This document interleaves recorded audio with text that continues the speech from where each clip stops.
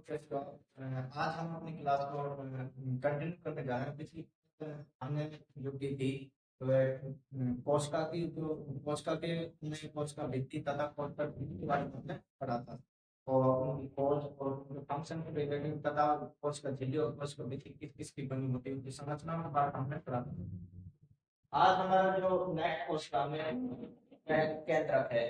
पहले जब हम एक कोशिका को देखते हैं और उसके अंदर हम देखते हैं तो हमने कोशिका के केंद्र में बीचों बीच में एक गोल जैसी संरचना हमें दिखाई देती है। केंद्र जो कि जिसे हम केंद्र कहते हैं। सबसे पहले इसकी खोज को देखते हैं कि जो केंद्र है इसकी खोज किसने की थी। केंद्र की खोज 1831 में 1831 में इसकी खोज रॉबर्ट ब्राउन की थी। रॉबर्ट ब्राउन ने इसकी खोज की थी तथा जब रॉबर्ट ब्राउन ने केंद्र को देखा था तो ये एक गोल जैसी टोकरी थी से बनी हुई। तो आपको जो जितने भी कोशिका में चाहे वो कोशिका झिल्ली हो चाहे कोशिका भित्ति हो या केंद्रक हो या इसके पास अंग जालिका हो या कोशिकाएं हो या माइटोकॉन्ड्रिया हो या रेटिका हो या तारकाएं हो कोई सा भी कोशिका हो हमें उन कोशिकाओं के सबसे पहले हमने उनकी झिल्लियों को देखना है कि ये जो कोशिकाएं होते हैं ये कितनी झिल्लियों से बने होते हैं।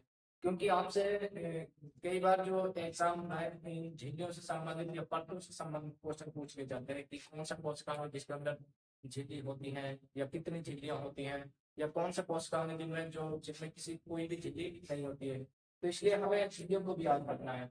मैंने आपको बताया था कि जो कोशिका भित्ति होती है उसकी 3 परतें होती है या 3 झिल्लियां उसकी होती है कोशिका भित्ति की।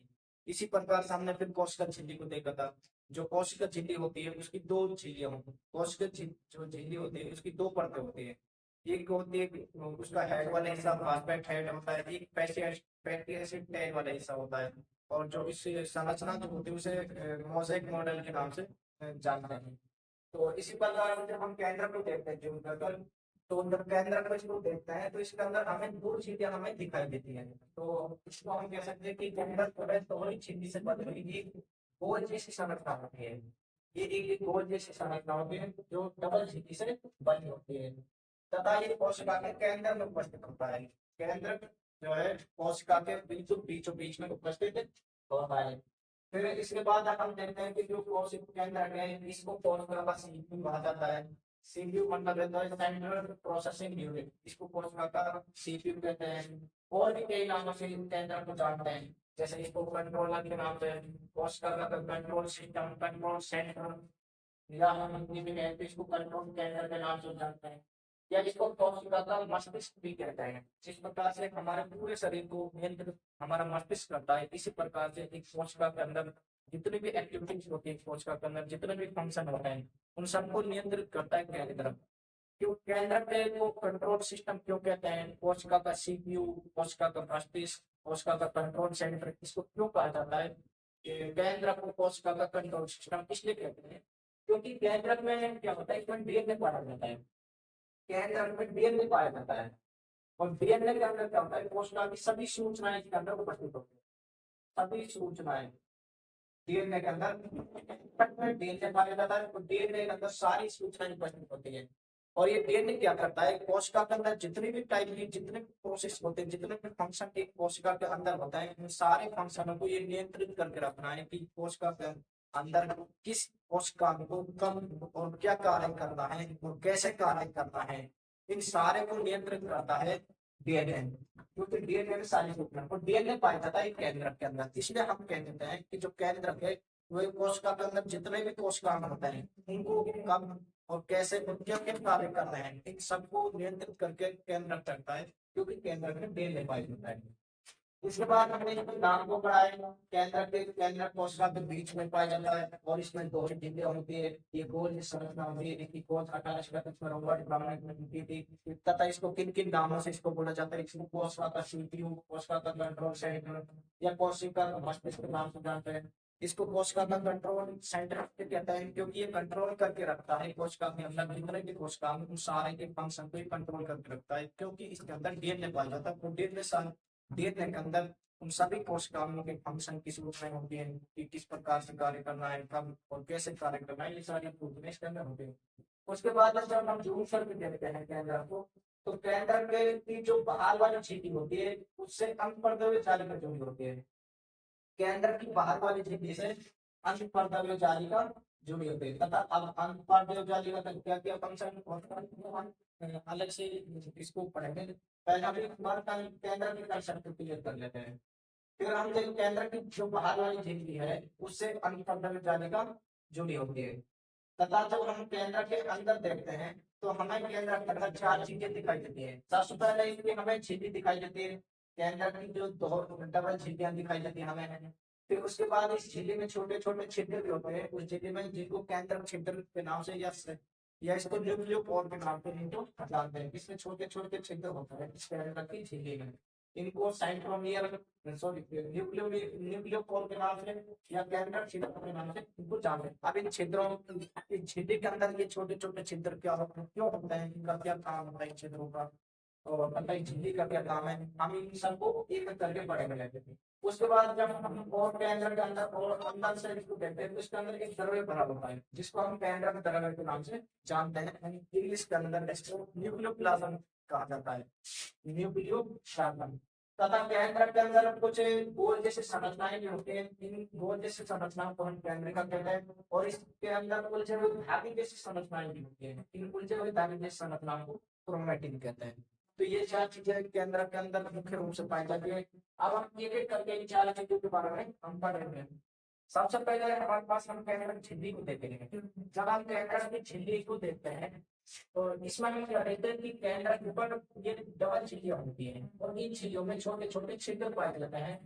इन छिद्रों को हम केंद्र छिद्र या इंग्लिश में न्यूक्लियो पोर के नाम से जानते हैं। तो सबसे पहले हमने देखा केंद्र के ऊपर दो छिद्र होंगे तथा जो बाहर वाली झिल्ली है वह अंतःपर्दव्य जालिका से जुड़ी होती है, अंतःपर्दव्य जालिका से जुड़ी होती है। जो बाहर वाली झिल्ली होती है केंद्र की ये अंतःपर्दव्य जालिका से जुड़ी होती है। इसके बाद हमने देखा कि जो केंद्र की जो झिल्ली होती है इसमें छोटे छोटे छिद्र पाए जाते हैं, छोटे छोटे छिद्र इसमें केंद्र की झिल्ली में पाए जाते हैं, छोटे छोटे छिद्र। और इन छोटे छोटे छिद्रों को हम केंद्र छिद्र या इंग्लिश में न्यूक्लियो पोर के नाम से जानते हैं। उसके बाद अब हम ये देखेंगे कि जो ये केंद्र की झिल्ली और इन छिद्रों का क्या कार्य है। सबसे पहले इस झिल्ली का फंक्शन को देख लेते हैं कि जो केंद्र की झिल्ली का फंक्शन क्या है। तो केंद्र की झिल्ली क्या करती है कि केंद्र के अंदर का जो द्रव्य भरा हुआ है, केंद्र के अंदर जितना भी पदार्थ भरा हुआ है, चाहे वो क्रोमैटिन हो, आदि जैसे संरचनाएं हो, या इसके अंदर केंद्रिका हो, या केंद्र के अंदर जो द्रव्य भरा हुआ जिसके अंदर बहुत सारे न्यूक्लिक अम्ल होता है, प्रोटीन, एंजाइम, लिपिड्स, ये इनके अंदर भरा होता है। इन सब की हमें ये रक्षा करती है और इसको द्रव्य से मिलने से रोकती है, बचा के रखती है। दूसरा केंद्र का द्रव्य क्या करता है, इस कोश का द्रव्य तो केंद्र द्रव्य को मिलने से रोकता है, एक बाउंड्री का कार्य करता है। ये सभी केंद्र के अंदर जितने भी कोशिकाएं हैं उनको बचा के रखता है। एक इसका ये फंक्शन होता है केंद्र की झिल्ली का। अब हम जो फंक्शन देख रहे हैं वे केंद्र के अंदर जो छिद्र होते हैं उनका क्या फंक्शन होता है। क्या होता है कि जो केंद्र के अंदर जो केंद्रिका होती है, इस केंद्रिका के अंदर एक प्रोटीन इस केंद्र जो राइबोसोम होता है कोशिका के अंदर, ये राइबोसोम प्रोटीन का निर्माण करता है और ये प्रोटीन जाता है केंद्रिका के अंदर। तो एक तो ये प्रोटीन का आदान प्रदान होता रहता है इन छिद्रों के माध्यम से। फिर क्या होता है जो ये केंद्रिका होती है यहाँ पर आरएनए का निर्माण होता है। आरएनए का मतलब है राइबोसोमल आरएनए, ये इसका संश्लेषण होता रहता है केंद्रिका का। तो आरएनए और यहाँ से जो केंद्र जो ये राइबोसोम है यहाँ से प्रोटीन बनकर इन छिद्रों के माध्यम से केंद्रिका में गया। तो केंद्रिका में दो चीज हो जाती है, एक तो आरएनए जिसका निर्माण केंद्रिका में हो रहा है, दूसरा यहाँ पर प्रोटीन पहुंच गया। तो आरएनए आरएनए प्लस में ये दो प्रोटीन प्लस में प्रोटीन ये केंद्रिका अंदर मिलकर ये राइबोसोम का निर्माण करते हैं, ये राइबोसोम का निर्माण करते हैं। उसके बाद क्या होता है, तो हमने छिद्रों का पहला फंक्शन तो ये देखा कि इस कोशिका द्रव्य में जितने भी राइबोसोम उपस्थित हैं वे सारे राइबोसोम प्रोटीन बनाएंगे और वो प्रोटीन वहीं इन छिद्रों के माध्यम से केंद्रिका में जाएगा, प्रोटीन का आदान प्रदान करेगा। फिर इस केंद्रिका में क्या होगा, यहाँ पर एमआरएनए सॉरी आरएनए प्लस में प्रोटीन ये दोनों मिलकर राइबोसोम बनाएंगे। और ये राइबोसोम के इन क्षेत्रों के माध्यम से वापस इस कोशिका के अंदर राइबोसोम आ जाएगा। तो मेरे कहने का मतलब यह है कि इन क्षेत्रों का क्या काम है, कोशिका के अंदर प्रोटीनों का आदान प्रदान करना, राइबोसोम का आदान प्रदान करना, मैसेंजर आरएनए जो डीएनए होता है, डीएनए के अंदर जो जीन होता है, जो गुणसूत्र है, और उसके अंदर डीएनए होता है, डीएनए के अंदर जीन होता है। ये जो जीन होता है ये एमआरएनए का निर्माण करता है, मैसेंजर आरएनए। और ये मैसेंजर आरएनए इन छिद्रों के माध्यम से जो केंद्रक छिद्र होता है इनसे निकलकर ये कोशिका द्रव्य का तरफ मिल जाता है मैसेंजर आरएनए। और ये मैसेंजर आरएनए कोशिका द्रव्य में मिलकर जो राइबोसोम होता है इनको प्रोटीन बनाने के लिए प्रेरित करता है। मेरे कहने का मतलब इन छिद्रों से कई सारे पदार्थों का आदान प्रदान होता रहता है, जैसे प्रोटीन का आदान प्रदान होता रहता है, मैसेंजर आरएनए छिद्रों के माध्यम से कोशिका द्रव्य और केंद्र के अंदर वहां पर आदान प्रदान होता रहता है मैसेंजर आरएनए और राइबोसोम का और प्रोटीन का तरफता है। इसके अलावा लिपिड्स, एंजाइम, इन सब का यहाँ से इन छिद्रों के माध्यम से आदान प्रदान होता रहता है। तो ये हमने कोशिका छिद्र का फंक्शन पढ़ लिया। उसके बाद इसके अंदर जो छिद्र पाए जाते हैं इनके माध्यम से हम प्रोटीन, राइबोसोम और एमआरएनए और आरआरएनए इन सब का स्थानांतरण, एंजाइम, लिपिड्स, इन सब का स्थानांतरण इन छिद्रों के माध्यम से कोशिका द्रव्य और केंद्र के अंदर होता रहता है। तो दो फंक्शन हमने इसके बारे में पढ़े। फिर हम देखते हैं कि जो केंद्र की जो झिल्ली है, केंद्र की झिल्ली, ये दो बनी किससे होती है? केंद्र की जो झिल्ली है वो प्रोटीन और लिपिड्स से बनी होती है। लिपिड्स मतलब वसा। ये जो केंद्र की जो झिल्ली है, जो केंद्र झिल्ली होती है, ये प्रोटीन और लिपिड्स इनसे बनी होती है। अब ज्यादातर जितने भी कोशिका में कोशिका के अंदर, चाहे वे माइटोकॉन्ड्रिया हो, लाइसोस माइटोकॉन्ड्रिया हो, या वे अंतपंडव जालिका हो, या गोल्जिका हो, या कोशिका की झिल्ली हो, ये सारे कोशिका प्रोटीन और लिपिड से बने होते हैं। लेकिन बहुत इन कोशिकाओं में इन प्रोटीन और लिपिड्स तो होता ही होता है, इसके अलावा कुछ अलग अलग फॉर्म भी मैटेरियल के अंदर पाए जाते हैं। लेकिन जो मुख्य रूप से पाया जाता है इन सभी कोशिका की जो झिल्लियां होती हैं, जितने कोशिका की झिल्लियां होती हैं इनमें प्रोटीन और लिपिड्स जरूर पाए जाते हैं। इसलिए हम कह देते हैं कि जितने भी कोशिकाओं में प्रोटीन और लिपिड्स से मिलकर बने होते हैं। तो हमने केंद्र में छिद्र ये फंक्शन देखा कि इसमें दो झिल्लियां होती हैं, बाहर वाला झिल्ली अंतपंडव जालिका से जुड़ी होती है, और ये जो झिल्लियां होती है केंद्र की इनमें छिद्र पाए जाते हैं।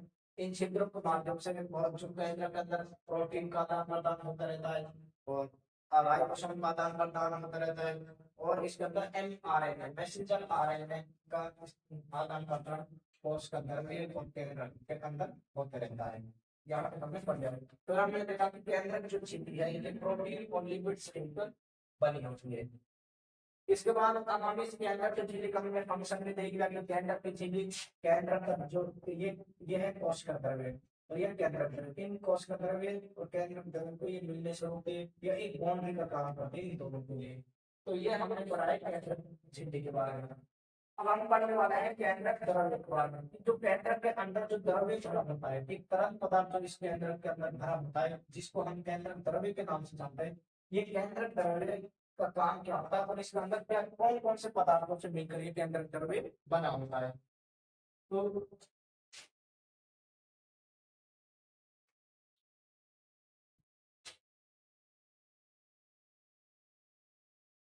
जो सेकंड जो हमारा आता है, जो केंद्रक के अंदर का जो सेकंड ऑर्गन है वह है केंद्रक द्रव्य, केंद्रक द्रव्य। जब केंद्रक द्रव्य होता है इसके अंदर मुख्य रूप से इसके अंदर एक तो पाया जाता है प्रोटीन, प्रोटीन पाया जाता है इसके अंदर, केंद्रक द्रव्य के अंदर प्रोटीन, लिपिड्स, इसके अंदर एंजाइम, प्रोटीन, लिपिड्स, एंजाइम, और इसके अंदर पाए जाते हैं क्रोमेटिड्स, जो क्रोमेटिड पदार्थ होता है,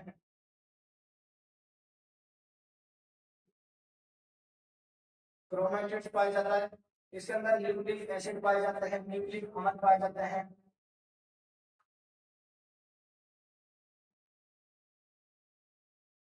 न्यूक्लिक अम्ल पाया जाता है, और इसके अंदर खनिज पदार्थ पाया जाता है, खनिज पदार्थ। इसके अंदर द्रव के अंदर जो ये द्रव भरा हुआ है केंद्र के अंदर, इसके अंदर हम क्या एक तो ये इसके अंदर पदार्थ पाए जाते हैं, जैसे प्रोटीन हो गया, लिपिड्स, एंजाइम, क्रोमैटिड्स। क्रोमैटिड्स क्या होती है? जो धागे जैसी जो संरचनाएं होती हैं, धागे जैसी संरचनाएं जो बाहरी सूत्र का निर्माण करती हैं, इस धागे जैसी संरचनाओं को हम क्रोमैटिड्स कहते हैं।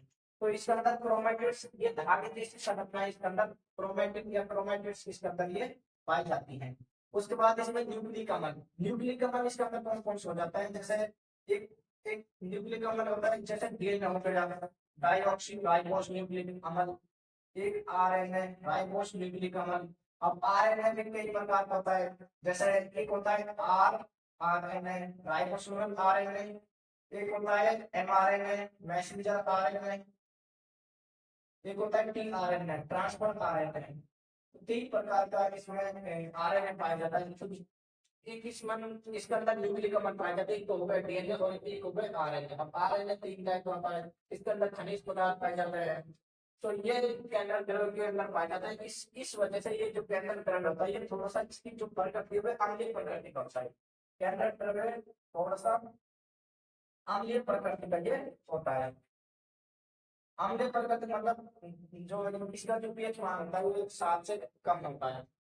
इसके बाद जब हम केंद्र द्रव्य को हम देखते हैं तो ये थोड़ा सा गाढ़ा होता है। और इसके अंदर क्या क्या पाया जाता है? इसके अंदर केंद्रिका होती है, गोल जैसी संरचनाएं केंद्रिकाएं भी इसके अंदर होती है। तो ये इसके अंदर केंद्र द्रव्य के अंदर पाया जाता है।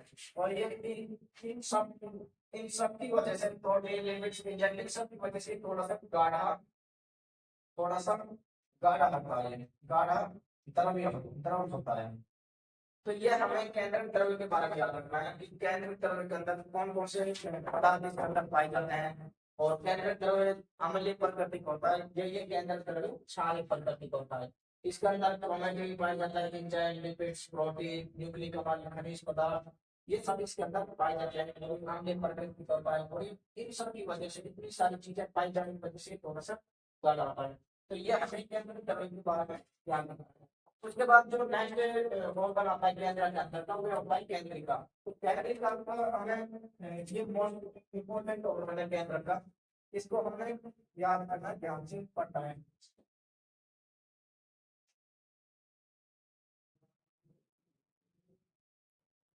तीसरे नंबर का जो ऑर्गन आता है केंद्र का, वो होता है केंद्रिका।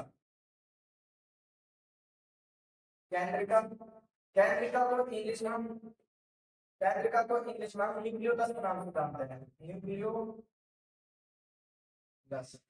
के नाम से इसको जानते हैं। जो केंद्रिका की जो खोज की थी, इसकी खोज बॉमेन नाम के साइंटिस्ट ने की थी।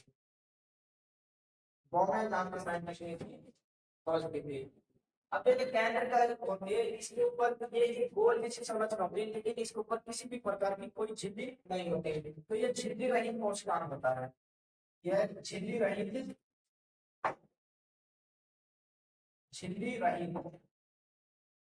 कोशिका, झिल्ली रहित कोशिका होता है। और इसकी जो संरचना है थोड़ी सी गोल और झिल्ली रहित कोशिका होता है। अब यहाँ पर दो कोशिका के अंदर दो ऐसे कोशिका होते हैं जो झिल्ली रहित होते हैं, जिनके ऊपर किसी भी प्रकार की झिल्ली नहीं होती है। एक होती है केंद्रिका और दूसरा होता है राइबोसोम। राइबोसोम और केंद्रिका, इन दोनों के ऊपर किसी भी प्रकार की झिल्ली नहीं होती है। इन दोनों को हमें याद रखना है कि कौन कोशिका के अंदर कौन सी कोशिका की जिन पर किसी भी प्रकार की झिल्ली नहीं होती है और कौन कौन सी कोशिका में जिनके ऊपर झिल्ली होती है। तो केंद्रिका और जो राइबोसोम होता है, इनके ऊपर किसी भी प्रकार की झिल्ली नहीं पाई जाती। अब हम केंद्रिका के फंक्शन को देखते हैं कि इसका कार्य क्या होता है।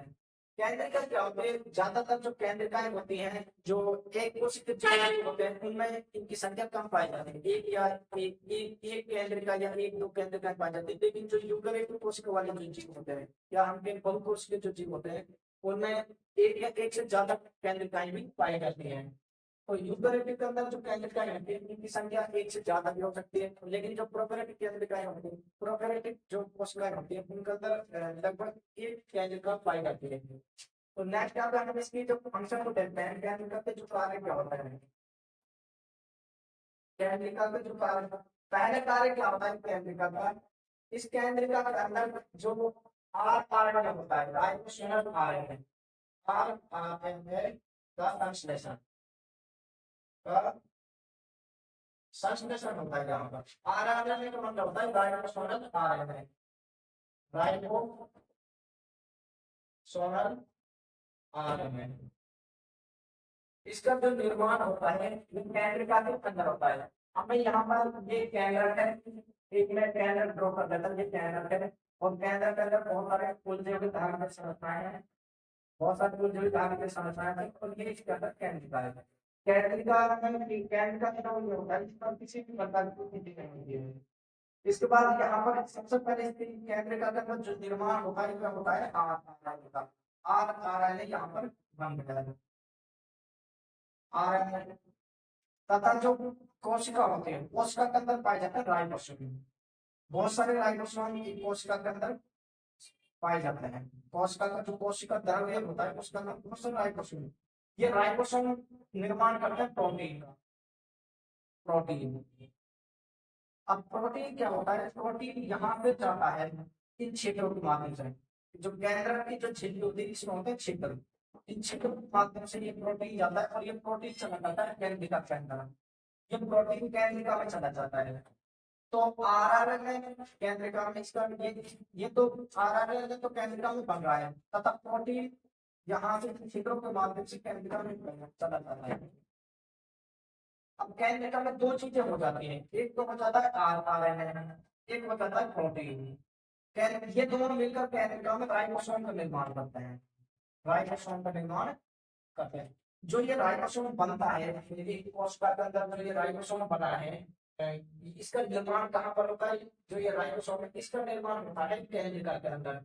केंद्रिका के अंदर इसका निर्माण कैसे कैसे होता है, तो केंद्रिका के अंदर जो राइबोसोम का निर्माण करते हैं एक तो करता है आरएनए जिसको हम राइबोसोमल आरएनए के नाम से जानते हैं, एक इसका निर्माण करता है प्रोटीन। तो इन दोनों से मिलकर बना होता है राइबोसोम। तो अगर आपसे पूछ लिया जाता है कि जो राइबोसोम है किस किस से मिलकर बना होता है, राइबोसोम दो चीजों से मिलकर बना होता है।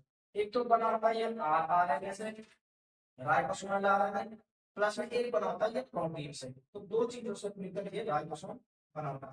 उसके बाद क्या होता है, जब ये राइबोसोम केंद्रिका के अंदर बन जाता है तो केंद्रिका के अंदर बनने के बाद क्या होता है, ये राइबोसोम जो केंद्र के अंदर जो छिद्र होते हैं इन छिद्रों के माध्यम से निकलकर फिर वापस इसके अंदर आ जाता है, इसके अंदर कोशिका द्रव्य के अंदर ये राइबोसोम आ जाता है और राइबोसोम आने के बाद फिर ये प्रोटीन का निर्माण करता रहता है। तो ये हमने क्या केंद्रिका का फंक्शन पढ़ा है कि केंद्रिका जो मुख्य फंक्शन है इसका सबसे पहले पहला फंक्शन क्या है केंद्रिका का, केंद्रिका केंद्रिका आरएनए का संश्लेषण करती है, आरएनए का संश्लेषण करती है।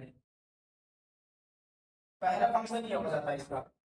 तथा आरएनए तथा प्रोटीन में आरएनए,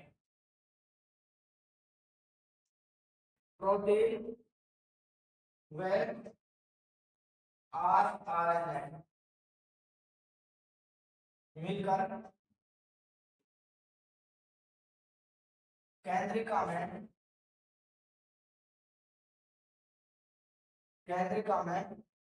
राइबोसोम का निर्माण करते हैं, राइबोसोम का निर्माण करते हैं, निर्माण करते हैं। तो ये हमने इसके बारे में पढ़ा है कि प्रोटीन और आरएनए मिलकर किसका निर्माण करते हैं, राइबोसोम का निर्माण करते हैं। इसके बाद जो ये होता है डीएनए, जो इसमें क्रोमेटिन जो धागे जैसी संरचनाएं होती हैं ये होता है इसके अंदर जो धागे जैसी संरचनाएं होती हैं इनको कहते हैं क्रोमेटिन, क्रोमेटिन। ये क्रोमेटिन जो होता है इसमें पाया जाता है डीएनए, और जो डीएनए होता है इसके अंदर पाया जाता है जीन, डीएनए के अंदर पाया जाता है जीन पदार्थ। ये जो जीन होता है डीएनए के अंदर जो हम मोटे तौर पर ये कह सकते हैं कि जो ये गुणसूत्र है इनके अंदर जो सबसे छोटे का जो जीन पाया जाता है, ये जीन निर्माण करता है एमआरएनए का, एमआरएनए का। एमआरएनए का मतलब होता है मैसेंजर आरएनए। ये मैसेंजर आरएनए, इस मैसेंजर आरएनए का निर्माण कहां पर हुआ, जो मैसेंजर आरएनए है या जिसको हम एमआरएनए के नाम से जानते हैं, इसका निर्माण क्या है? जीन है। जीन किसके अंदर है? डीएनए के अंदर। अब ये जब इसका निर्माण होने के बाद क्या होता है, ये इन छिद्रों के माध्यम से एमआरएनए निकलता है। छिद्रों के माध्यम से निकलने के बाद ये मिल जाता है कोशिका द्रव्य में, और कोशिका द्रव्य में मिलने के बाद ये राइबोसोम के पास जाता है एमआरएनए। एमआरएनए जो है ये जाता है राइबोसोम के पास, और राइबोसोम के पास में जाकर ये राइबोसोम को प्रेरित करता है प्रोटीन बनाने के लिए। प्रोटीन बनाने के लिए इसको उत्तेजित करता है, ये इसको प्रेरित करता है, ये इसको गाइड करता है कि भाई आपको प्रोटीन का निर्माण करना है। तो जो प्रोटीन को निर्माण करने के लिए जो राइबोसोम को प्रेरित कौन करता है? MRNA, messenger RNA. और मैसेंजर आरएनए का निर्माण कहाँ पर हुआ है? केंद्रक के अंदर। केंद्रक के अंदर किसने इसका निर्माण किया है? केंद्रक के अंदर इसका निर्माण किया है जो डीएनए के अंदर जो जीन है उसने एमआरएनए का निर्माण किया है। और एमआरएनए बनने के बाद एमआरएनए कोश छिद्र के माध्यम से केंद्रक द्रव्य से निकलकर छिद्र के माध्यम से कोशिका द्रव्य आ जाता है। और कोशिका द्रव्य में आने के बाद ये एमआरएनए क्या करेगा? जो राइबोसोम है इस द्रव्य के अंदर जितने भी उन राइबोसोम को ये प्रोटीन बनाने के लिए प्रेरित करेगा। तो इस प्रकार से हम कह सकते हैं कि जो केंद्र के अंदर जो प्रोटीन बन रहा है राइबोसोम, राइबोसोम जितना भी प्रोटीन का निर्माण कर रहा है, तो प्रोटीन को निर्माण या राइबोसोम को जो फंक्शन है इन सबको नियंत्रित कौन करता है? तो केंद्र जो है राइबोसोम में जितने राइबोसोम के द्वारा जो फंक्शन किया जाता है प्रोटीन बनाने का, उस सबको नियंत्रित करने का कार्य होता है केंद्र का। क्यों? क्योंकि केंद्र के अंदर डीएनए है, डीएनए एमआरएनए बना है, और एमआरएनए ही प्रेरित करता है राइबोसोम को प्रोटीन बनाने के लिए। दूसरा जो राइबोसोम का निर्माण हो रहा है वो हो रहा है केंद्रिका के अंदर, और केंद्रिका पाई जाती है केंद्र के अंदर। तो इस प्रकार से हम कह सकते हैं कि जो राइबोसोम के अंदर जितने भी राइबोसोम का जो फंक्शन है प्रोटीन बनाने का, या राइबोसोम खुद खुद जो बन रहा है, ये केंद्रिका के केंद्र के अंदर ही किसके निर्माण होता है। तो जो राइबोसोम के अंदर जो प्रोटीन का निर्माण हो रहा है या राइबोसोम को फंक्शन को जो नियंत्रित करने का कार्य है, तो राइबोसोम को नियंत्रित करता है केंद्र। तो यह हमने लिख लिया है, प्रोटीन और आरएनए मिलकर केंद्रिका में राइबोसोम का निर्माण करता है। उसके बाद हम नोट करके लिखते हैं नोट कि जो डीएनए का जीन होता है, डीएनए में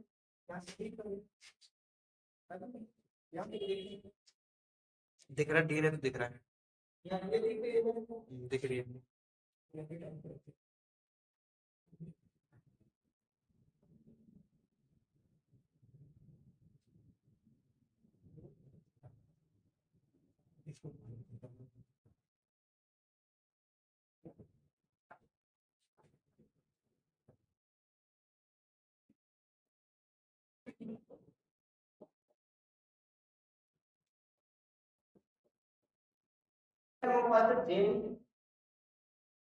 डीएनए में उपस्थित जो जीन होते हैं, जीन एमआरएनए का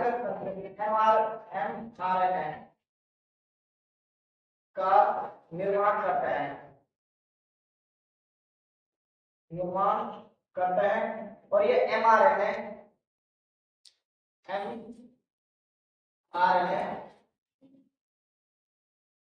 केंद्र छिद्र से निकलकर जो कोशिका द्रव्य में मिल जाता है, कोशिका द्रव्य में मिल जाता है, तथा कोशिका द्रव्य में उपस्थित कोशिका द्रव्य में उपस्थित राइबोसोम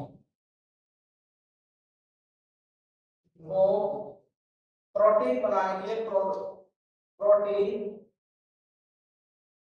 बनाने के लिए प्रेरित करता है, प्रेरित करता है। तो हमने इसके दो फंक्शन पढ़े हैं। सबसे पहले राइबोसोम का निर्माण कहाँ पर होता है? राइबोसोम का जो निर्माण है वो केंद्रिका में होता है। अब राइबोसोम का निर्माण कौन कौन केंद्रिका के अंदर होता है, कौन कौन से मटेरियल है, पदार्थ जो राइबोसोम का निर्माण करता है? तो राइबोसोम का निर्माण करते हैं, एक तो होता है आरएनए, राइबोसोमल आरएनए, प्लस में एक होता है प्रोटीन, ये दोनों मिलकर राइबोसोम का निर्माण करते हैं केंद्रिका के अंदर। ये हमने दूसरा हमने पढ़ा कि राइबोसोम प्रोटीन बना रहा है, राइबोसोम जो कोशिका द्रव्य यहाँ पर दिन में राइबोसोम प्रोटीन बनाना है। अब प्रोटीन बनाने के लिए इसको प्रेरित कौन करता है राइबोसोम को, तो इसको प्रेरित करता है एमआरएनए। तो एमआरएनए राइबोसोम को प्रेरित करता है प्रोटीन बनाने के लिए। एमआरएनए बनता कहाँ पर है, जो ये डीएनए होता है, क्रोमेटिन के अंदर का जो डीएनए के अंदर जो जीन होता है, जीन इसको प्रेरित करता है प्रोटीन बनाने के लिए। तो ये हमने इसका फंक्शन पढ़ा है। अतः हम ये कह सकते हैं, तो एक और नॉट करता मिलता है कि जो केंद्रक होता है, केंद्रक केंद्रक राइबोसोम, राइबोसोम को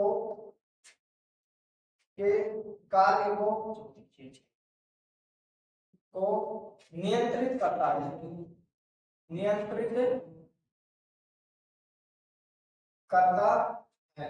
या मैं कह सकता हूँ कि केंद्रक जो होता है ये राइबोसोम को नियंत्रित करके रखता है। ये राइबोसोम के अंदर राइबोसोम का जो फंक्शन है प्रोटीन बनाने का, इस प्रोटीन बनाने के फंक्शन को नियंत्रित करके रखता है केंद्रक।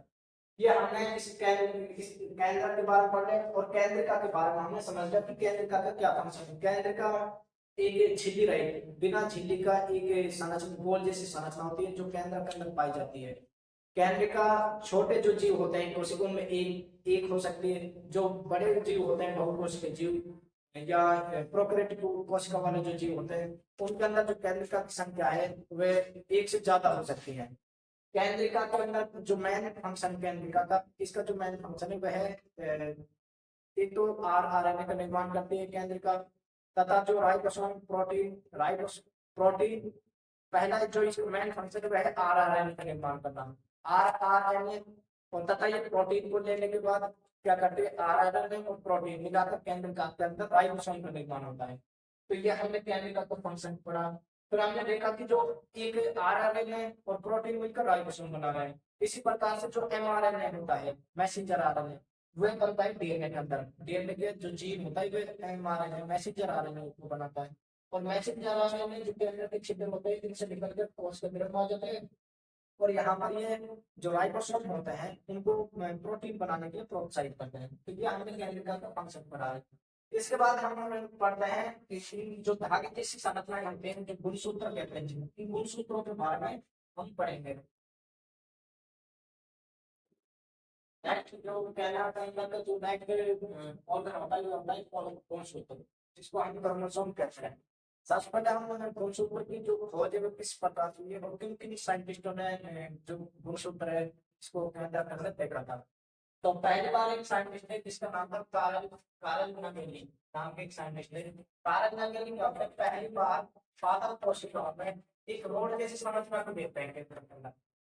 कारल नगेली जो थे वो पादप कोशिकाओं में पहली बार केंद्र के अंदर एक रोड या हम हिंदी में छड़ जैसी दिखाना है, वो छड़ जैसी आकृतियों को केंद्र के अंदर ये देखते हैं, और इन छड़ जैसी आकृतियों को कारल नगेली को नाम देते हैं ट्रांजेक्टरी साइटोप्लास्ट। तो यहीं से धीरे धीरे इस सबको ये एडवांस कर रहे हैं, और इसका नाम गुणसूत्र नाम पड़ा था, जिसको क्रोमोसोम नाम पड़ा था। तो पहली बार जब इनको पहली बार देखा था केंद्र के अंदर इन गुणसूत्रों को पहली बार देखा था, ये देखा था पादप कोशिकाओं में कारल नगेली ने, और ये बात है 1842 की। कारल नगेली ने जो ये रोड जैसी संरचनाएं थी केंद्र के अंदर, इनको नाम दिया था ट्रांजेक्टरी साइटोप्लास्ट, ऐसा कहना चाहिए नाम दिया था।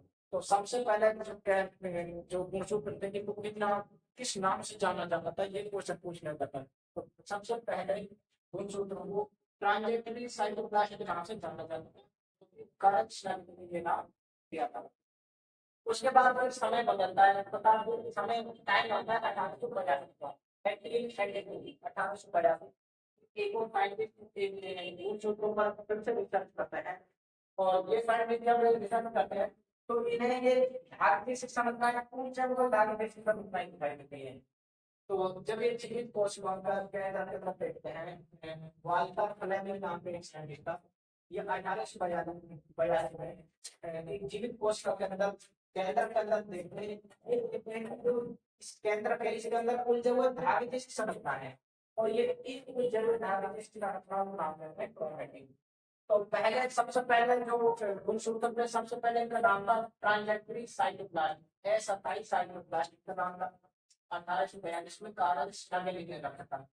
और फिर इसके बाद जब फिर टाइम आता है 1842 का नए साइंटिस्ट आते हैं वाल्टर मिलाने वे इन पर फिर से रिसर्च करते हैं वे जीवित कोशिकाओं पे केंद्रित में इन धागे की संरचनाओं को देखते हैं और इनका नाम ट्रांजेक्टरी साइटोप्लाज्म का रखकर के इनका नाम क्रोमैटिन रखते हैं। तो पहला नाम ट्रांजेक्टरी साइटोप्लाज्म, फिर आता है क्रोमैटिन जो नाम रखा था गुणसूत्रों का, ये नाम रखा था वाल्टर वाल्टर फ्लेमिंग ने 1882 में। उसके बाद फिर समय 1888 का आता है और 1888 में एक डब्ल्यू वाल्टर नाम के साइंटिस्ट था। डब्ल्यू वाल्टर नाम के साइंटिस्ट का ये डब्ल्यू वाल्टर साइंटिस्ट क्या करता है एक क्रोमैटिन जो नाम रखा गया था इसके नाम को बदलकर ये पहली बार इनको गुणसूत्र के नाम से पुकारता है। ये जो धागे के साथ बनाए हैं इनको पहली बार गुणसूत्र कहता है। तो पहली बार जब गुणसूत्र शब्द का उपयोग किया था इन धागे जैसी संरचनाओं के लिए वह गुणसूत्र शब्द का उपयोग किया था डब्ल्यू वाल्टर ने। तब धागे की संरचना के लिए जो क्रोमैटिन शब्द का उपयोग किया था वे किया था वाल्टर फ्लेमिंग ने 1882 में। और तथा इन जो धागे की संरचनाएं या रबड़ जैसी संरचनाएं इनके लिए जो ट्रांजेक्टरी साइटोप्लास्ट नाम रखा था ये ट्रांजेक्टरी साइटोप्लास्ट नाम रखा था कार्ल स्नाइडर ने। तो गुणसूत्र के 3 नाम हो गए। पहला नाम ट्रांजेक्टरी साइटोप्लास्ट ए27 साइटोप्लास्ट जिसको कार्ल स्नाइडर ने रखा था 1842 में। दूसरा नाम हो गया क्रोमैटिन, क्रोमैटिन जो नाम रखा था 1850 में वाल्टर फ्लेमिंग ने रखा था। और तीसरा नाम जो 1888 में डब्ल्यू वाल्टर ने रखा था गुणसूत्र और ये 1888 से आज 2024 तक इसको हम गुणसूत्र के नाम से ही बोलते हैं। तो इस प्रकार से ये गुणसूत्र की खोज हुई है। अब हम ये देखते हैं कि जो गुणसूत्र है ये जो धागे जैसी संरचना है ये बने किस किस से होते हैं। तो जो गुणसूत्र है ये 2 चीजों से मिलकर बने होते हैं। एक इसके अंदर होता है एक तो इसके अंदर होता है डीएनए गुणसूत्र के अंदर एक डीएनए होगा एक एक होता है इसके अंदर प्रोटीन और वो प्रोटीन होता है हिस्टोन प्रोटीन। हिस्टोन प्रोटीन इन 2 चीजों से मिलकर गुणसूत्र बना होता है। एक तो डीएनए से डीएनए होता है गुणसूत्र में और एक होता है हिस्टोन प्रोटीन। इन दोनों से मिलकर ये गुणसूत्र बना होता है। उसके बाद जब हम इसकी संरचना को देखते हैं गुणसूत्र की संरचना को कि ये देखने में कैसा लगता है गुणसूत्र। तो जब एक कोशिका के अंदर इसको देखते हैं एक सही कोशिका के अंदर एक नई कोशिका के अंदर जब गुणसूत्र पढ़ लेते हैं तो ये हमें कुछ उलझे हुए धागे जैसी संरचना के रूप में दिखाई देती है। उलझे हुए धागे जैसे जिनको हम क्रोमैटिन की संरचना में गुणसूत्र दिखाई देते हैं। लेकिन जब एक कोशिका डिवाइड होती है और एक कोशिका डिवाइड होकर एक नई कोशिका का निर्माण करती है तो कोशिका कई अवस्थाओं से इसका जैसे बहुत सारे कोशिका विभाजन होता है सूत्र विभाजन समसूत्री विभाजन अर्धसूत्री विभाजन जब कोशिका का होता है तो सूत्री विभाजन के बाद क्या होता है ये जो धागे जैसी संरचना है ये एक इकट्ठा होना शुरू हो जाती है तथा ये इस प्रकार की फॉर्म में इकट्ठा हो जाती है तथा इस प्रकार की जो अवस्था है इसको हम कहते हैं गुणसूत्र। तो पहले ये क्रोमैटिन की अवस्था में थी जब धागे जैसी संरचना जब एक कोशिका टूटती है तो ये क्या होता है धागे जैसी संरचनाएं जो होते हैं इस प्रकार के अपने आकृति बना लेते हैं इन अर्थी को कहते हैं हम गुणसूत्र। तो जो गुणसूत्र जो होता है उसकी आकृति क्या होती है तथा इसके एक होता है इसका सेंटर वाला पार्ट जिसको हम सेंट्रोमियर के नाम से जानते हैं। कैंसर वाला जिसका पार्ट जिससे इसके ये बाजू जैसे जो आकृतियां होते हैं ये बाजू जैसे आकृतियां जिनको हम क्रोमैटिड्स कहते हैं। इसमें 2 क्रोमैटिड एक बाजू जैसे आकृति ये हो जाती है एक तो ये हो जाती है एक क्रोमैटिड और एक क्रोमैटिड ये हो जाती है। तो एक गुणसूत्र में 2 क्रोमैटिड्स होती हैं और ये जो क्रोमैटिड्स होते हैं इनका जो केंद्र वाला पार्ट होता है इसको हम कहते हैं सेंट्रोमियर। तो ये इसकी संरचना होती है गुणसूत्र की कि जो गुणसूत्र होते हैं उसमें कितने क्रोमैटिड्स पाए जाते हैं गुणसूत्र के अंदर 2 क्रोमैटिड्स पाए जाते हैं और जो एक क्रोमैटिड्स होते हैं इनके अंदर जो धागे जैसी संरचनाएं होती है ये क्रोमैटिन होता है जो धागा संरचना बाद में जब कोशिका विभाजन होता है तो ये इस प्रकार से इकट्ठी हो जाते हैं जिनको हम गुणसूत्र कहते हैं। तो ये इसकी गुणसूत्र संरचना में गुणसूत्र डीएनए और हिस्टोन प्रोटीन से ये बना होता है। तथा आगे हम इसके बारे में पढ़ेंगे कि जब ये हम कोशिका विभाजन वाले चैप्टर को हम पढ़ेंगे तो कोशिका विभाजन वाले चैप्टर में हम ये समझेंगे कि ये जो धागे जैसा संरचना है किस प्रकार से इस प्रकार संरचना में कन्वर्ट हो गया है तथा ये कोश का विभाजन जब होता है तो कैसे ये जो गुणसूत्र इसमें दोनों क्रोमेटिड जो क्रोमेटिड है ये दोनों क्रोमेटिड अलग अलग हो जाते हैं, यहाँ साइड अलग होने के बाद जब एक कोशिका से दो कोशिका का निर्माण होता है तो एक क्रोमेटिड एक अलग कोशिका में चला जाता है, एक अलग अलग होता था, दो अलग अलग कोशिकाओं के लिए निर्माण करता है। तो जब हम एक कोशिका को पहचान वाला पढ़ेंगे कि ये कोशिका किस प्रकार से टूटकर एक नई कोशिका का निर्माण करते हैं और बहुत सारे नई कोशिका बन बनकर एक पूरे शरीर को निर्माण करते हैं, वहां पर हम इनको पढ़ेंगे। फिलहाल हमने हम ये देखना है कि इसकी संरचना कैसे होती है, गुणसूत्र की संरचना कैसे होती है और जब ये नई कोशिका होती है उसमें ये जो डायरेक्ट संरचना कैसे उत्पन्न होते हैं, तो इसको हमने देखा है। अब हम इसके फंक्शन को देखते हैं कि जो केंद्रक होता है, केंद्रक और ये गुणसूत्र इन सब के फंक्शन क्या क्या होता है। तो सबसे पहले जो गुणसूत्र है इसका जो कार्य हम देखेंगे, जो गुणसूत्र होता है इसके अंदर डीएनए पाया जाता है और डीएनए के अंदर पाया जाता है आनुवांशिक गुण। ये आनुवांशिक गुण क्या करता है कि ये माता पिता से और उसका जो संतति होता है वहां तक सारी सूचनाओं को, क्योंकि इसके अंदर डीएनए के अंदर सारी सूचनाएं संग्रहित होती है कोशिका की, कि चाहे कोशिका के निर्माण की, कोशिका की संरचना कैसे होती है, कोशिका का निर्माण कैसे होता है और तथा ये जब आनुवंशिक सूचनाएं एक माता पिता से उसके संतति तक जाते हैं उनको ले जाने का कार्य होता है डीएनए या गुणसूत्र का कार्य होता है। तो अब हम इन गुणसूत्र के फंक्शन को देखेंगे।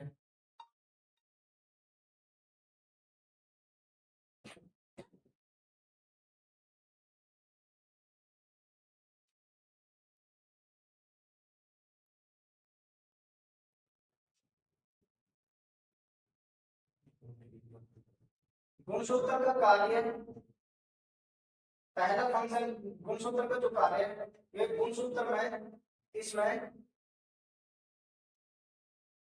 डीएनए पाया जाता है।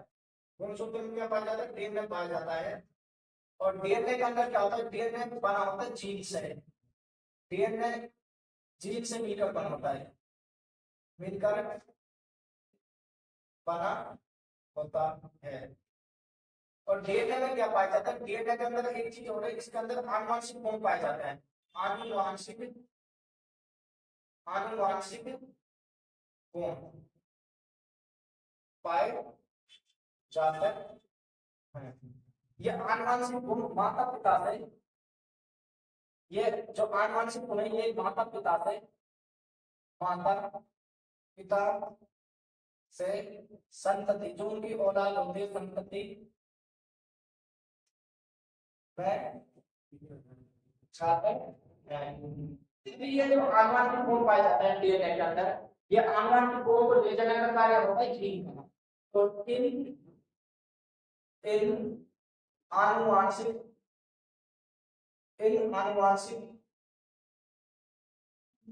गुणों को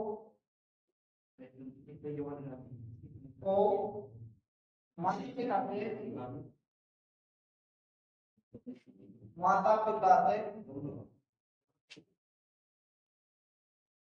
संतति तक जीन ले जाता है, ले जाता है।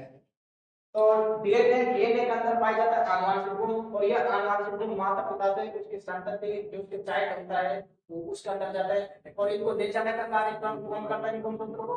डीएनए के अंदर पाए जाने वाले जो जीन होते हैं ये जीन गुणसूत्रों को माता पिता से संतति तक ले जाने का कार्य करते हैं। इसलिए हम जीन को आनुवंशिक, इसलिए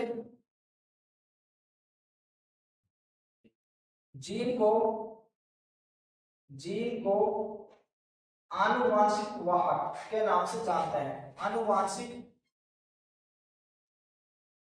वाहक, वाहक मतलब होता है एक व्हीकल, एक ले जाने वाला। आनुवांशिक वाहक के नाम से, आनुवांशिक नाम से भी जानते हैं। इनको आनुवांशिक नाम से भी जानते हैं। तो क्वेश्चन पूछा जाता है कि कोशिका केंद्र का जो कौन सा अंग है जिसको हम आनुवांशिक वाहन के रूप में जाना जाता है। आनुवांशिक वाहन को मतलब आनुवांशिक गुणों को ले जाने वाला, आनुवांशिक गुणों को ले जाने का कार्य होता है जीन का। और आनुवांशिक जो गुण होते हैं, हेरिटेज कैरेक्टरिस्टिक जो होते हैं, ये पाए किसके अंदर पाया जाता है, डीएनए के अंदर। तो ये हमने डीएनए का फंक्शन भी देखा है कि डीएनए का फंक्शन क्या होता है। अब हम केंद्र के कार्यों को देखते हैं। ये हमने केंद्र पढ़ा, तो केंद्र के अंदर जितने भी अंग पाए जाते हैं, चाहे केंद्र के अंदर केंद्र द्रव्य पाया जाता है, केंद्र को झिल्ली होती है, और केंद्र का मतलब इनके अंदर घुस होता है। इन सबके फंक्शन को हमने अलग अलग करके देखा है। अब हम जब पूरा केंद्र के इसलिए एक बार हम हमसे देख लेते हैं कि केंद्र के कार्य क्या होते हैं। केंद्र का कार्य, पहला जो कार्य होता है केंद्र का, वो करो करो करो करो।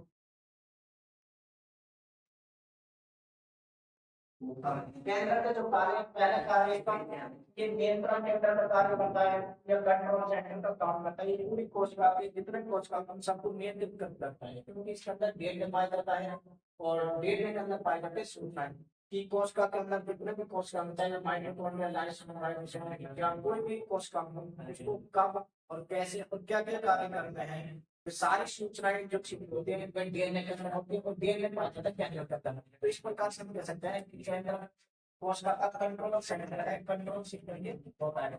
दूसरा जो कार्य होता है केंद्र का, वह होता है कि इसके अंदर केंद्र के अंदर गुणसूत्र पाया जाता है, और गुणसूत्र के अंदर क्या पाया जाता है, अनुवांशिक गुण।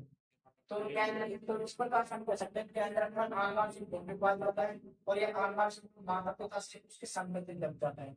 जब ये अनुवांशिक गुण संतत तक जाता है, तभी एक नई जीव का निर्माण कंप्लीट हो पाता है। तो इस वजह से एक नई जीव का, एक नई संपत्ति, एक नई कोशिका के निर्माण में भी केंद्र इम्पोर्टेंट रोल होता है, क्योंकि केंद्र के अंदर ही गुणसूत्र और उसके अंदर अनुवांशिक गुण पाए जाते हैं। तो ये केंद्र का मुख्य कार्य होता है। अब जो नेक्स्ट क्लास होगी हमारी, उसमें हम उसके बाद केंद्र के बाद हम उसको अंशपर्धक जालिका, राइबोसोम, गोल्गी, इन सबको पढ़ेंगे एक एक करके।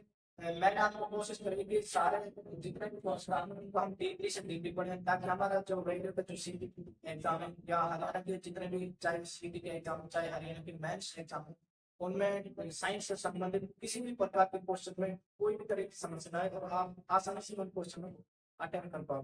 थैंक यू दोस्तों।